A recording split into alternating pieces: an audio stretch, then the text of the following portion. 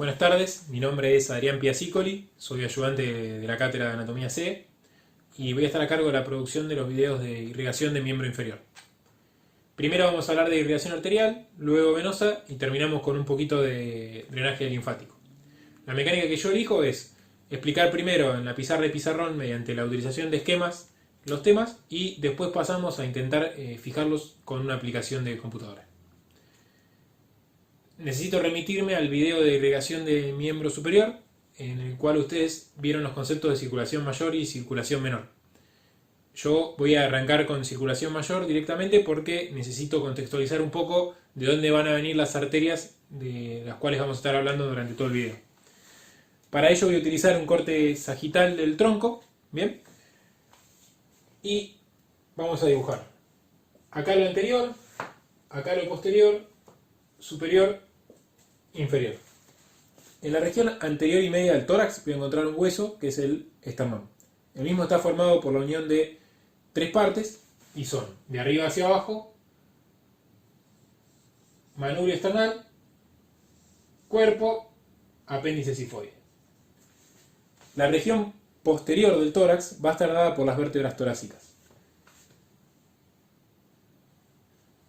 Las vértebras torácicas las vamos a poner siempre con la letra T y el número a la cual se refiere. Como en este caso es la primera, ponemos T1. Y después tenemos que dibujar las 12, así que tengan paciencia.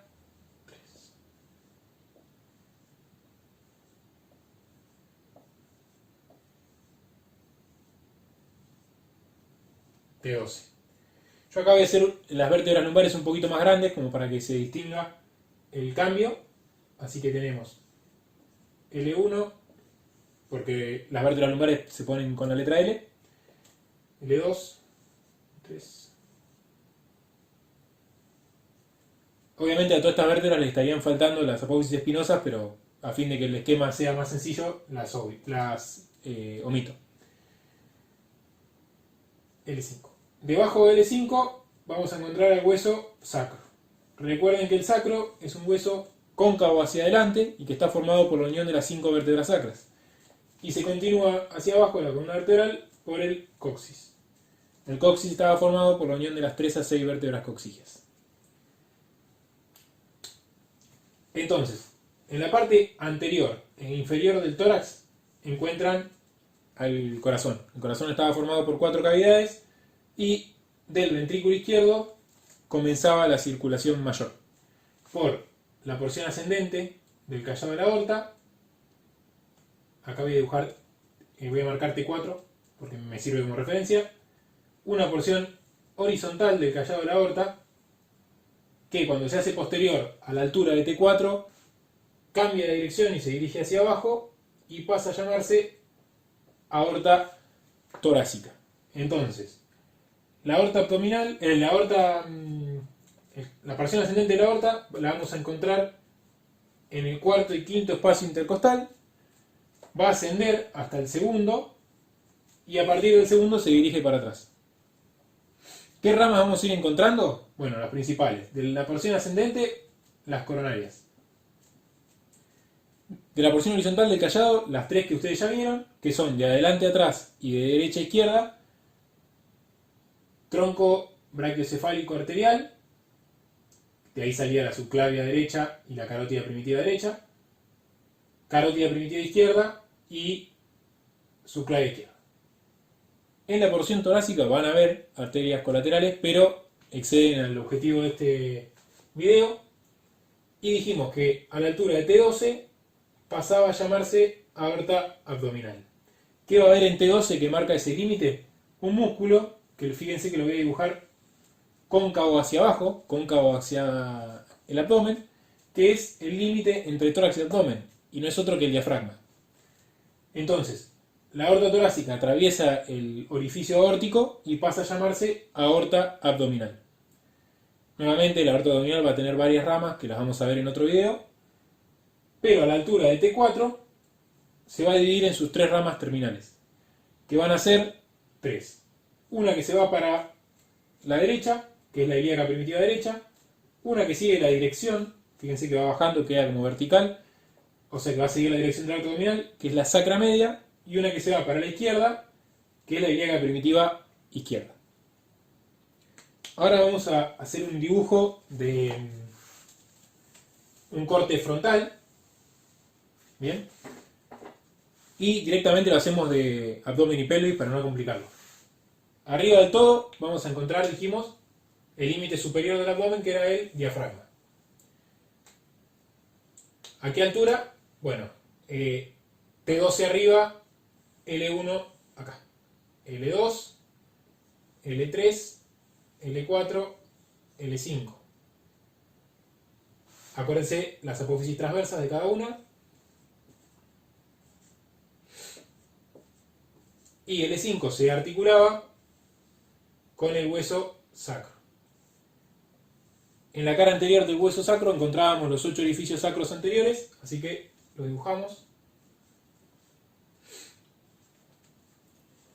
Y en la cara lateral del sacro encontrábamos en esta parte una superficie con forma de pabellón auricular que se llamaban superficies auriculares. ¿Por qué son importantes? Porque bueno, se va a estar articulando con la porción ilíaca del coxal. Así que vamos a dibujarlo.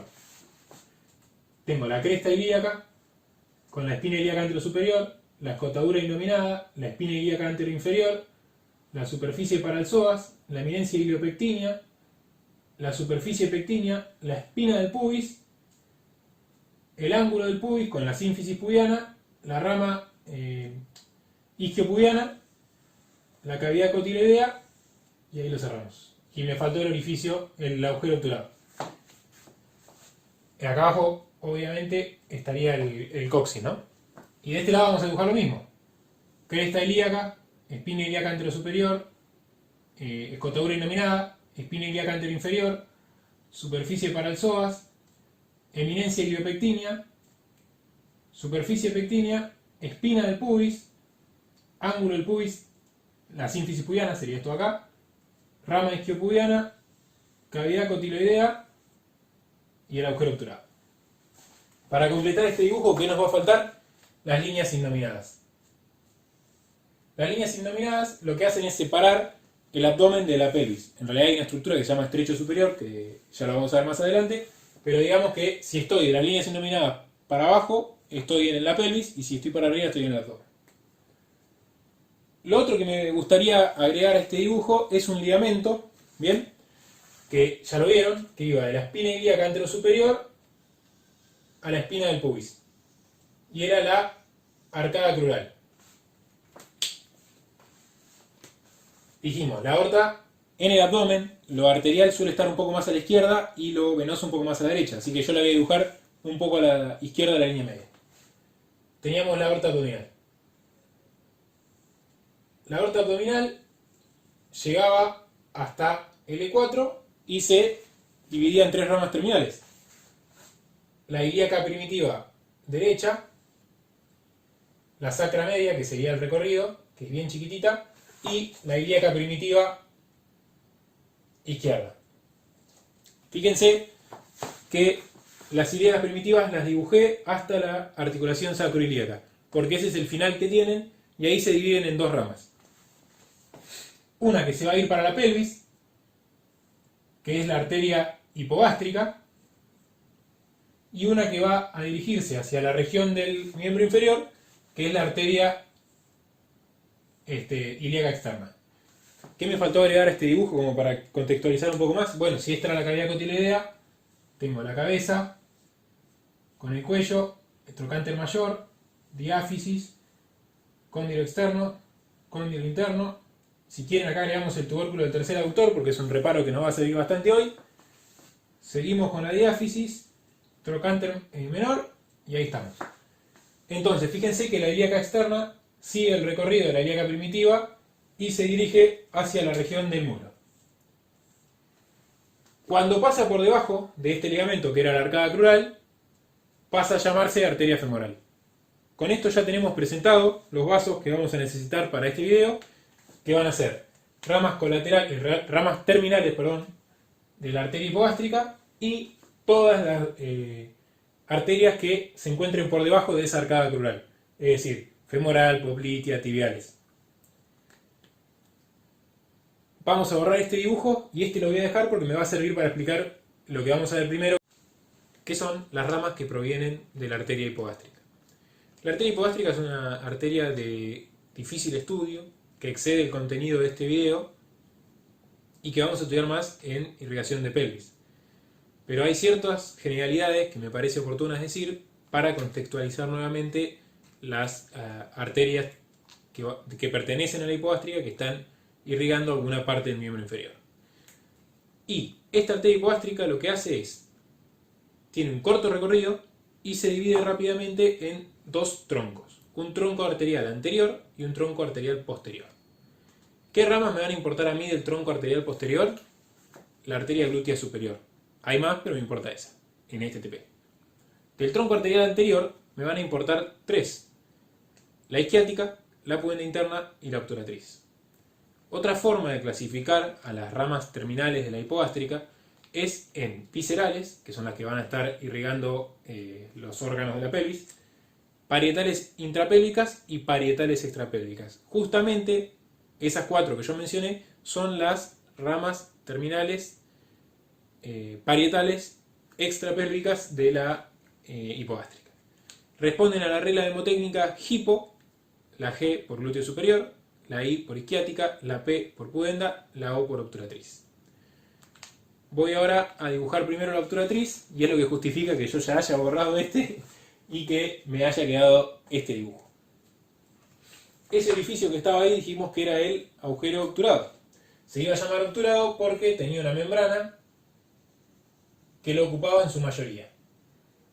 Pero dejaba un orificio para que, en conjunto con el canal subpubiano, formaran el conducto subpubiano. Y por ahí iban a estar pasando el paquete vasculonervioso obturador. Me doy cuenta que pasa por acá. ¿Qué es lo que va a pasar con esa arteria obturatriz? Justo antes de atravesar el conducto subpubiano, se va a dividir en dos ramas. Una interna, que rodea así, y una externa, que rodea así. Es un poco más complejo, o si lo leen del libro van a ver que tiene más ramas, pero si dicen que termina así, y que va a estar irrigando los músculos del grupo interno del muslo, está entendido. Por otro lado, nos quedan tres ramas. Para ello vamos a utilizar el esquema de los músculos de la región glútea, el plano profundo, que utilizó el doctor Esborrat en los videos anteriores. Acá vamos a tener cresta ilíaca, espina ilíaca posterior superior, espina ilíaca posterior inferior, escotadura ciática mayor, espina ciática, escotadura ciática menor, tuberosidad isquiática, cavidad cotiloidea y nuevamente cresta ilíaca.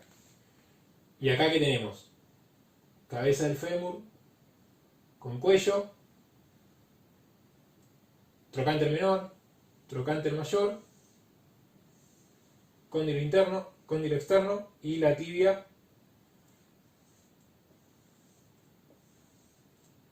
con el peroné. Recuerden que esto es una vista posterior. Lo que nos faltaría agregar son las líneas semicirculares anterior y línea semicircular posterior. Esta fosa ilíaca externa entonces quedaba dividida en tres superficies. En la anterior se insertaba el glúteo menor, en la del medio el glúteo medio y en la posterior el glúteo mayor. Como este era un dibujo del plano profundo, dibujamos solo el glúteo menor. El glúteo menor va a ir desde acá hacia el trocánter. Recuerden que simplificábamos las inserciones diciendo que eran pelvitroclanterios. Esto de acá era la escotadura ciática. Yo iba a tener un músculo que se insertaba en la cara anterior del sacro y que se iba a dirigir hacia el trocánter. Tenía forma piramidal, entonces se iba a llamar músculo piramidal. Recuerden este músculo porque es muy importante para dividir los paquetes vasculonerviosos. Los que estén por encima de él van a ser paquetes vasculonerviosos glúteo superior y los que estén por debajo glúteo inferior. Después teníamos de la espina ciática, gémino superior, íbamos a ver a un músculo que se reflejaba en la escotadura ciática menor, que era el obturador interno. Ya en la tuberosidad isquiática, el gémino inferior. Y por último, el cuadrado crural.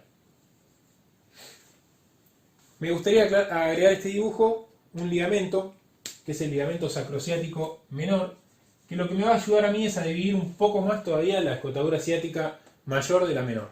¿De dónde va a venir este ligamento? De las últimas vértebras sacras, del borde de las últimas vértebras sacras y de las vértebras coxígeas, del borde de las vértebras coxígeas.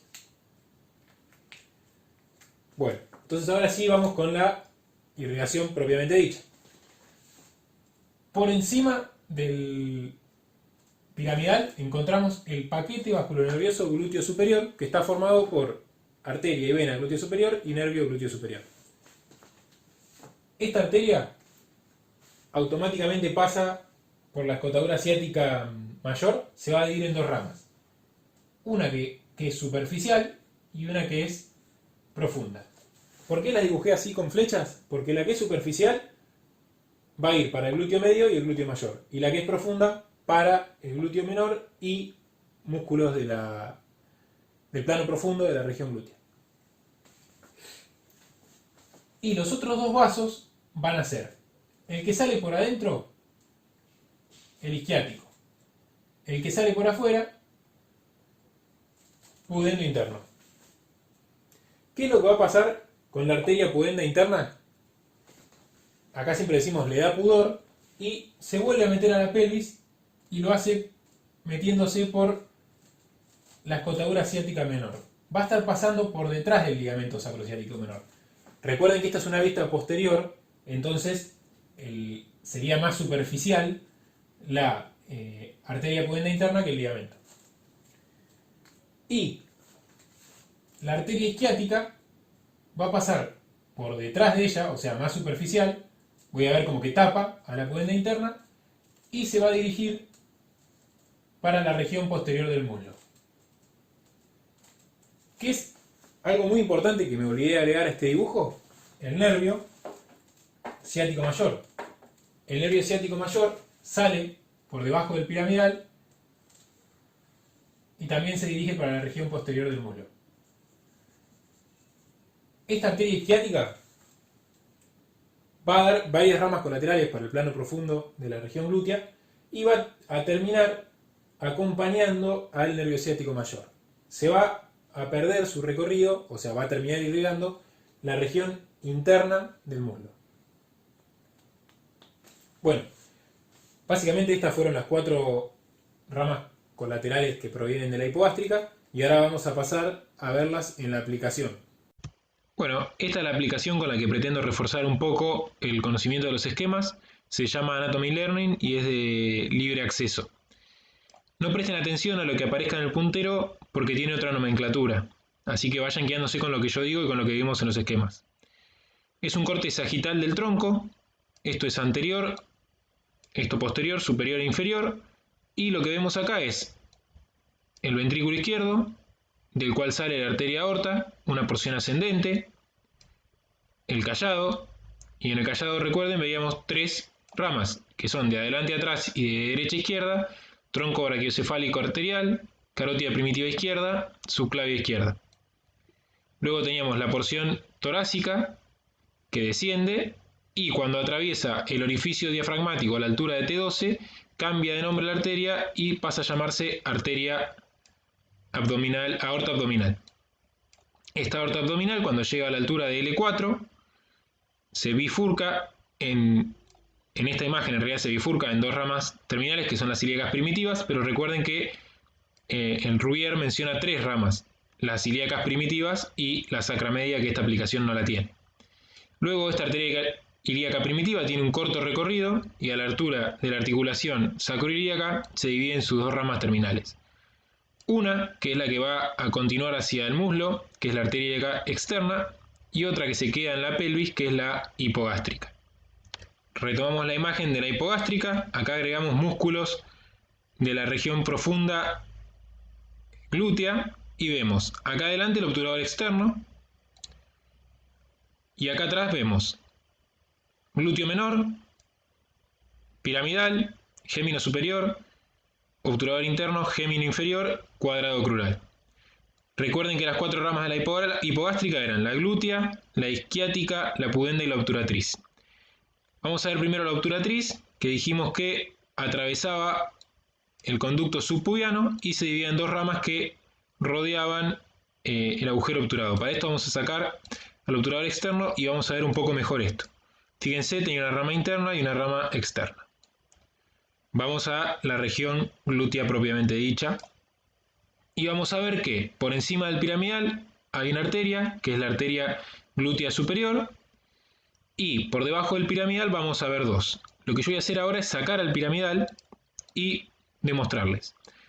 Vemos que la que se va para afuera es la isquiática y la que vuelve a meterse a la pelvis es la pudenda interna. Recuerden que yo les dije que la pudenda interna pasaba por detrás de este ligamento, que era el sacrociático menor, y que por otro lado la cara posterior de la pudenda era cruzada por la isquiática. Bueno, esto es región glútea rápidamente visto. Bueno, vamos a continuar con la irrigación del miembro inferior, más precisamente con la arteria femoral. Lo que vimos hasta ahora es que esta arteria se originaba luego de que la ilíaca externa pasaba por debajo de la arcada crural. Primero vamos a hacer un esquemita para ubicarnos en la región en la que estamos y después vamos a profundizar un poco más con la arteria femoral. Vamos a dibujar la cresta ilíaca, la espina ilíaca anterosuperior, escotadura inominada, espina ilíaca anteroinferior, escotadura para el psoas, eminencia iliopectínea, superficie pectínea, espina del pubis, ángulo del pubis con la sínfisis, rama isquiopubiana, tuberosidad isquiática, cavidad cotiloidea, seguimos con la cresta ilíaca ahí, y agujero obturado. De este lado exactamente lo mismo. Le vamos a agregar este dibujo del fémur, cabeza, cuello, trocánter mayor, cóndilo externo, cóndilo interno, tubérculo del tercer aductor, seguimos con la diáfisis, trocánter menor, y ahí está el cuello. Le podemos agregar la tibia con el peroné. A este dibujo le voy a agregar un ligamento que es la arcada crural. Dijimos que iba de la espina ilíaca anterosuperior a la espina del pubis y había a su vez salía a su vez de su cara inferior una cintilla que era la cintilla iliopectínea y me dividía el espacio que estaba abajo de la arcada en una celda externa y una celda interna. La celda interna también es conocida como anillo crural. Quiero agregar un músculo que es el aductor mayor, es un músculo del plano profundo del grupo interno del muslo, se insertaba en la rama isquiopubiana y de ahí va a tener tres fascículos. Un fascículo superior que iba a la trifurcación de la línea áspera, fascículos medios que van todos a la línea áspera y un fascículo inferior que iba al tubérculo del tercer aductor. Queda delimitado entre el fascículo medio y el fascículo inferior el conducto de Hunter o el anillo del tercer aductor. ¿Esto por qué es importante? Bueno, dijimos que la arteria ilíaca externa iba a pasar por la porción más externa del anillo crural y se iba a llamar arteria femoral. Esa arteria femoral lo que va a hacer es dirigirse hacia el anillo del tercer aductor y una vez que pasa por el anillo del tercer aductor cambia de nombre y se llama arteria poplitea. Fíjense que lo que hace es buscar la cara posterior de la extremidad inferior del fémur. Bueno, dicho esto, ya nos contextualizamos un poco, vamos a profundizar con la arteria femoral. Esto que hago yo es lo que a mí me servía cuando tenía que resumir irrigación. Y bueno, si a alguien no le sirve, no preste atención, pero bueno, básicamente hay que responder a tres preguntas. La primera pregunta es ¿de dónde a dónde va la arteria? La segunda es ¿cuáles son sus ramas colaterales? Y la tercera es ¿con quiénes se relaciona la arteria. ¿Dónde? Ya lo vimos. Es la continuación de la ilíaca externa cuando esta pasa por debajo del anillo de la arcada crural, es decir, cuando pasa por el anillo crural, y se continúa como arteria poplitea luego de pasar por el anillo del tercer aductor. ¿Cuáles? Con el tema de las ramas colaterales es un problema porque uno agarra, se estudia todas las ramas y cuando va al preparado, la verdad que es muy común no encontrar ni la mitad de las que estudió. Eso se debe a que en la irrigación hay una gran variabilidad individual, pero siempre va a haber algunas ramas colaterales que las vamos a ver. Entonces yo les voy a mencionar a todas, pero voy a remarcar cuáles van a ser las que van a aparecer casi en el 100% de los casos. Para simplificar el estudio de las arterias, de las ramas colaterales, lo que yo hacía es un esquema bien básico y digo, bueno, este es el tronco de la arteria femoral. Esto va a ser interno, esto externo, superior, inferior. Hay 6 ramas colaterales que el libro menciona, que deberían ser las más frecuentes, y yo las clasifico así. Una que sale bien cerca de la extremidad inferior se llama anastomótica mayor. Va a salir bien cerca del final de la arteria y hacia el lado, hacia adentro. Después vamos a ver 2 arterias que se van hacia adentro, que salen de la cara interna, y se van a llamar pudenda externa superior, pudenda externa inferior. 2 arterias que se van a ir para arriba, una que es para arriba y para adentro, que se llama subcutánea abdominal, una que se va a ir para arriba y para afuera, que se llama circunfleja ilíaca externa, y esta es la que va a estar siempre, la que no pueden olvidarse, es la femoral profunda. Yo la voy a dibujar con líneas punteadas o discontinuadas porque sale de la cara posterior. Lo que va a hacer esta arteria es penetrar el grupo interno de los músculos del muslo y va a dar irrigación a toda esa parte. Esta arteria femoral profunda va a tener ramas colaterales. Muchas van a ser para el cuádriceps y eso nos va a complicar mucho más aún el estudio de estas arterias, pero hay 2 que se llaman las circunflejas, que lo que van a hacer es, cuando salen de la arteria, una se dirige por atrás y otra por delante del cuello, rodeándolo, y por eso le decimos que es la circunfleja. Entonces, arteria circunfleja posterior pasa por detrás del cuello del fémur, arteria circunfleja anterior pasa por delante, y después va a haber unas ramas colaterales que se llaman perforantes. Hay 3 arterias perforantes, en general, puede haber más, puede haber menos, una superior, una media y una inferior. La inferior en realidad es la continuación de la femoral profunda.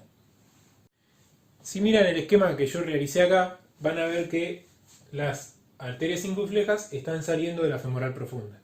Lo que puede pasar en algunos casos es que estas arterias circunflejas salgan del tronco de la femoral. Pero, para no confundirse en el preparado, si ustedes ven 2 arterias que están rodeando, o que rodean, perdón, el cuello del fémur, voy a decir que son las circunflejas. Lo que van a ver también es que las primeras 5 ramas colaterales salen de los primeros 4 o 5 centímetros de la arteria femoral y que la anastomótica mayor sí lo hace casi en su extremidad inferior. A ese dibujo que está ahí me gustaría agregarle la relación que tiene la arteria con la vena. La vena va a estar pasando por dentro de la arteria. Y si recuerdan estos vasos que son los pudendos externos, vamos a ver que en la cara anterior de la vena hay un orificio que es el orificio de desembocadura de la vena safena interna. La vena safena interna es un vaso superficial y se hace profundo a esta altura. Entonces, las arterias pudendas, que reciben ese nombre porque se dirigen a los tegumentos de las bolsas escrotales en el hombre y los labios mayores en la mujer, van a ser una superior porque está por encima del orificio de desembocadura y una inferior porque está por debajo del orificio de desembocadura.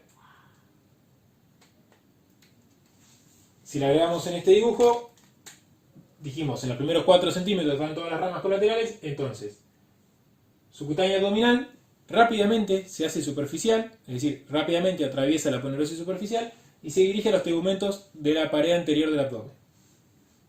Circunfleja ilíaca abdominal lo mismo, se hace superficial rápidamente y se dirige a los tegumentos de la región anterolateral de la pared del abdomen. Después teníamos las dos pudendas, yendo a las bolsas escrotales y a los labios mayores, y casi en la extremidad inferior de la arteria femoral, la anastomótica mayor. Agregamos después la femoral profunda con las dos ramas circunflejas. Cuando pongo quiénes, lo que estaba diciendo son las relaciones. En este caso particular, lo que hay que hacer es estudiar la arteria femoral a medida que desciende en el conducto femoral. El conducto femoral es una vaina fibrosa que realiza la aponeurosis superficial junto a las aponeurosis de algunos músculos del muslo a los vasos femorales. Va a tener una forma prismática triangular, es decir, tiene la forma de un tolerone, y va a estar dividido en tres tercios. Un tercio superior, que es el triángulo de Scarpa, que va a ser lo que dibujemos primero, un tercio medio y un tercio inferior. El triángulo de Scarpa es una región anatómica que se encuentra ubicada en la parte anterior y superior del muslo. Más o menos en este esquema sería por acá. En el esquema que vamos a realizar ahora, esto va a ser superior, esto inferior, esto interno y esto externo. Triángulo de Scarpa significa que va a tener una base, que va a ser superior, un lado interno y un lado externo. Fíjense que el vértice es inferior. La base va a estar dada por la arcada crural. El límite interno va a estar dado por el músculo aductor medio. Recuerden, iba de la rama isquiopubiana a la línea áspera. El límite externo va a estar dado por el músculo sartorio, de la espina ilíaca anterosuperior a la pata de ganso. Y vamos a tener una pared anterior, que estaría saliendo del pizarrón, y una pared posterior, que sería metiéndome para adentro. La pared posterior también se conoce como piso, y va a estar dada por dos músculos.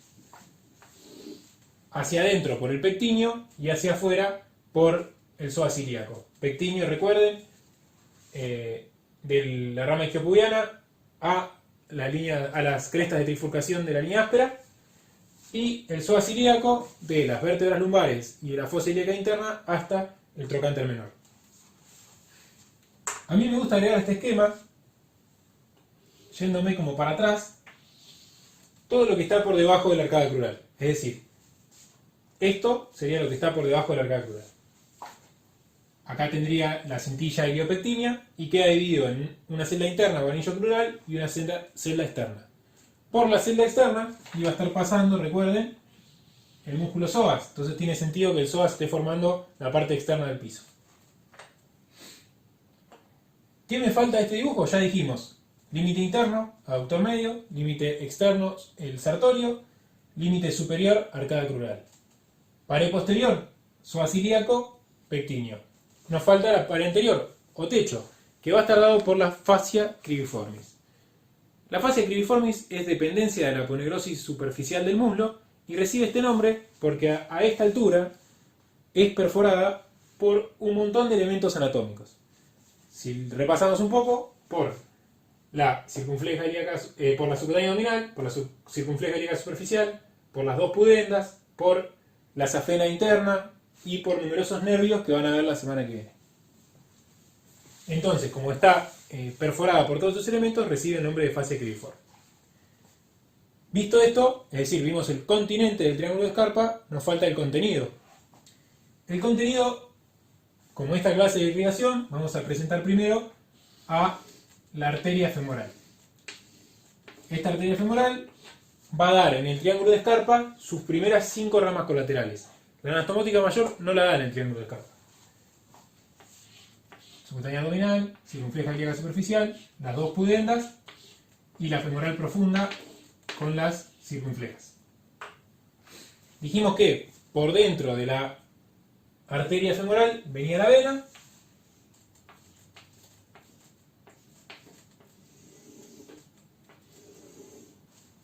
y que entre las dos pudendas desembocaba la safena interna. Nos falta agregar los nervios.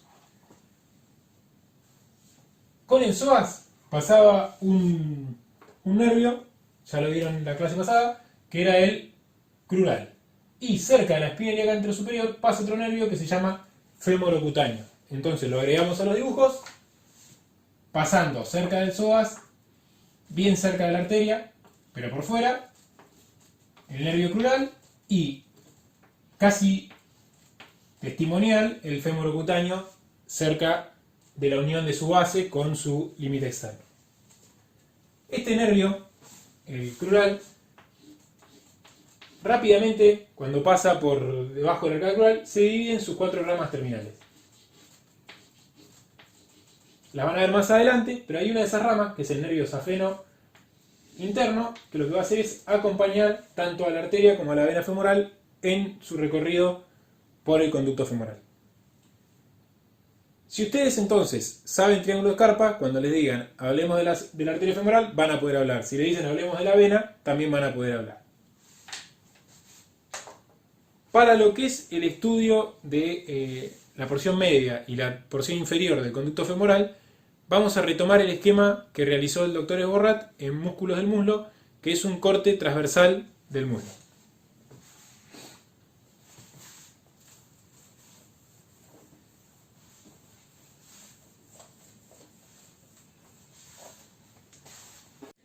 Lo primero que vamos a dibujar es el fémur.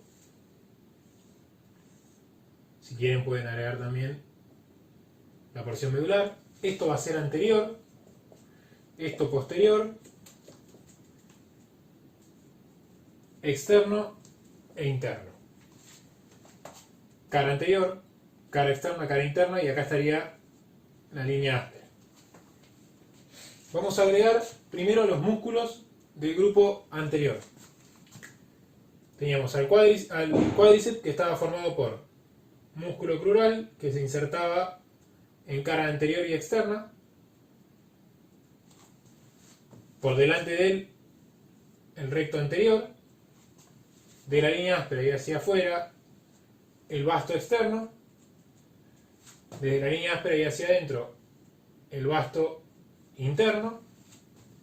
Después vamos a agregar al grupo medio, con el padre, el hijo y el abuelo, es decir, aductor medio, aductor menor, aductor mayor. Nos falta agregar entonces ahora el grupo posterior. El grupo posterior tiene un plano profundo, dado por el semimembranoso, y un plano superficial con el semitendinoso y el bíceps. Agregamos la aponerosis superficial del muslo. Borro el interno este. Y esta aponerosis iba a enviar 2 tabiques. Tabique intermuscular externo, me separa el grupo anterior del grupo posterior, y el tabique intermuscular interno, que me separa el grupo anterior del grupo medio. A este dibujo el doctor Esborrat puso el sartorio acá. ¿Qué significa que el sartorio sea externo? Significa que estoy en la porción del triángulo de Scarpa del conducto femoral. ¿Qué va a pasar con este conducto femoral que es prismático triangular? A medida que se dirige hacia la pierna, va a producirse un giro de 180 grados sobre su eje, una torsión, digamos, que lo que va a hacer es que lo que era externo pasa a ser interno. Lo mismo va a suceder con los vasos que están pasando por él. En la región del triángulo de Scarpa, la arteria es externa y la vena interna. A medida que pasan por el conducto femoral y este va girando, lo mismo pasa con ellas. La arteria pasa un poco por delante de la vena femoral y cuando llegan a la altura del anillo del tercer aductor, la arteria ya es interna y la vena externa. Entonces, este dibujo era en el tercio superior del muslo. Ahora lo vamos a hacer en el tercio medio. Sacamos al sartorio de ese lugar y lo ponemos acá. A su vez, por la altura del muslo en la que estamos, ya el aductor menor no está más. Y podríamos agregar la porción corta del bíceps y el recto interno. Si se fijan, queda un espacio triangular que es el conducto femoral. Y va a tener como límite externo al vasto interno, como límite anterior al sartorio y como límite interno o posterior, si quieren, al aductor medio. Ahora vamos a borrar este dibujo y vamos a hacer el dibujo del tercio inferior. Acá ya no es tan triangular el esqueleto del fémur, sino que es más circular, con la superficie medular ahí. Vamos a tener por delante al crural, al recto anterior, vasto externo, vasto interno, el sartorio. Esto sería el grupo anterior. Del grupo interno vamos a tener al recto interno y solo el fascículo inferior del aductor mayor. ¿Recuerdan? Aquí va el tubérculo del tercer aductor. Así que aductor mayor. Lo que sí podemos agregar es bien voluminoso al semimembranoso, más tendinoso el semitendinoso y la porción larga y corta del bíceps. Bíceps largo, bíceps corto, semimembranoso, semitendinoso. Agregamos ahora la aponeurosis femoral superficial, que va a ser lo mismo que antes. Va a enviar un tabique intermuscular interno que separa el grupo anterior del grupo interno y un tabique intermuscular externo que separa el grupo anterior del posterior. Me queda entonces un espacio triangular que no va a ser otra cosa que el conducto femoral, que va a tener una pared anterior por el vasto interno, una pared interna por el sartorio y una pared posterior o externa por el aductor mayor. Recuerden que en ellas estaban arterias y venas femorales y nervios afeno interno. Para pasarlo limpio, conducto femoral es una estructura músculo aponeurótica, prismática triangular, que la podemos dividir en tres porciones. Triángulo de Scarpa, la porción superior, la porción media es la que vimos antes y esta es la porción inferior. Concepto importante es eso de que rota sobre sí mismo y que lo mismo realizan los vasos femorales. Pasamos ahora a la aplicación. Bueno, esta es una vista anterior de ambos miembros. A la derecha vamos a ver el mismo esquema que yo realicé en la aplicación y acá vamos a utilizarlo para ver a las relaciones. Dijimos que la arteria ilíaca externa, cuando pasaba por debajo de la arcada crural, cambiaba de nombre y pasaba a llamarse arteria femoral. Sus ramas colaterales eran dos que se iban para arriba y para adentro la subcutánea abdominal, para arriba y para afuera circunfleja ilíaca superficial, hacia adentro las dos pudendas externas, superior e inferior. De la cara posterior salía la más importante de sus ramas colaterales, la arteria femoral, profunda, dando las dos circunflejas que rodeaban al cuello del fémur. Se ven ahí cómo está dando las arterias perforantes. Y llegando ya al anillo del tercer aductor, la anastomótica mayor. De este lado vamos a ver las relaciones. La idea sería que pueda verse el triángulo de Scarpa, que recordemos era una región anatómica ubicada en la parte anterior y superior del muslo. Tenía un piso formado por el psoas ilíaco y el pectíneo, un límite externo dado por el sartorio, un límite interno dado por el aductor medio y el límite superior o base de ese triángulo, la arcada crural. Su contenido iba a ser de adentro hacia afuera, la vena femoral, la arteria femoral, faltaría acá el nervio crural y el fémoro cutáneo. La fase cribiformis la vemos después cuando veamos irrigación superficial. Esta imagen es un corte transversal del muslo, más o menos a la mitad, y la vamos a utilizar para explicar un poco mejor al conducto femoral, que por ahí es algo más complejo. Acá en amarillo están los músculos del grupo anterior del muslo, sartorio, recto anterior, vasto interno, crural, vasto externo. En rojo el grupo posterior, no vamos a prestar atención, y en naranja el grupo interno. ¿Qué músculos van a estar? Bueno, el pectíneo y el aductor medio a esta altura ya no están, el aductor menor, perdón, ya no están, y tenemos recto interno, aductor medio, fascículo medio del aductor mayor y el fascículo inferior del aductor mayor. Entonces queda delimitado ese espacio triangular, bien, que era el conducto femoral. Por delante al sartorio, por fuera al vasto interno y por detrás al aductor medio. Bueno, esto espero que se haya entendido un poco mejor.